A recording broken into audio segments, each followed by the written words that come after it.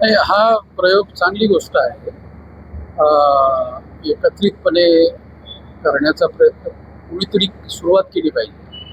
सुरुवातीला ह्या आयडियाला कदाचित जास्त लोकांचं समर्थन मिळणार नाही, परंतु टप्प्याटप्प्याने एखादी चांगली गोष्ट आपण सातत्यानं त्याच्या पाठीमागं जर समजा ठामपणे उभं राहिलो तर मग लोक समर्थन करतात.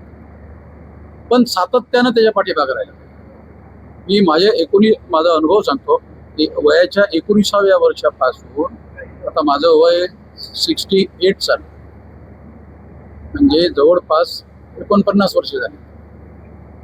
आणि 49 वर्षामध्ये 625 जिल्ह्यामध्ये संघटन मानले. माझ्या अनुभवानं सांगतो की एखादी गोष्ट सातत्यानं जर तुम्ही करत राहिलात तर त्यामध्ये तुम्हाला यश मिळेल. कठीण प्रसंग येतात, परंतु सातत्यानं जेव्हा तुम्ही करत राहता तेव्हा लोकांना सुद्धा ती गोष्ट मान्य करावी लागते. काही लोक समर्थनात राहतात, काही विरोधात राहतात. जे विरोधात असतात ते विरोध करत राहतात, पण निष्ठेनं आणि प्रामाणिकपणे ठरवलेलं कार्य करत राहणं आवश्यक. सर, आरक्षणाचं वर्गीकरण सुरू झालेलं आहे. नक्कीच आरक्षणाचं जे वर्गीकरण सुरू झालेलं आहे त्याच्यामध्ये काही जातीमध्ये मतभेद करण्याचा प्रश्न आहे का असं वाटतं?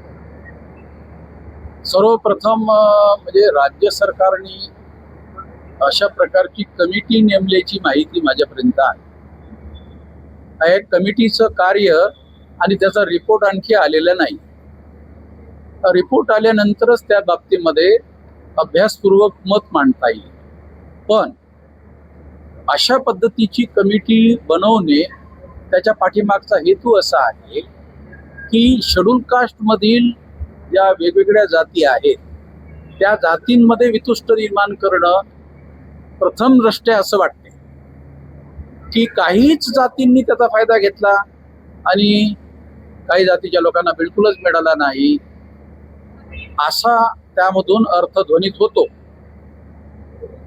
मला असं म्हणायचं आहे आपल्या फडणवीस यांना की तुम्ही एक अट शिथिल करा की मॅट्रिकच्या ऐवजी 9वी पास असलेल्या काही वंचित जातीच्या लोकांना सुद्धा नोकऱ्या देण्यात येतील. पण ते असं काही करायला तयार नाही.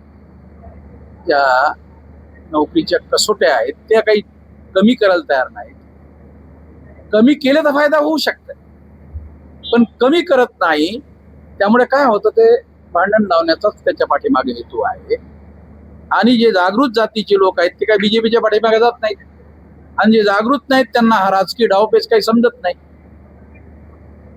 असं भाग आहे, ते त्याचे बळी ठरतात. आणि या भांडणातून बीजेपीचं समर्थन केलं जाते आणि त्या समर्थनाच्या बदल्यात त्यांना काहीच मिळत नाही. हा यूज अँड थ्रो नावाचा प्रकार आहे. तेव्हा त्या जातीच्या लोकांनी हे लक्षात ठेवावं, हे यूज अँड थ्रो आहे. अल्पावधीतच लोकप्रिय झालेला भारताचा बुलंद आवाज आपला Bharat channel subscribe, share, like आणि कमेंट्स करायला विसरू नका.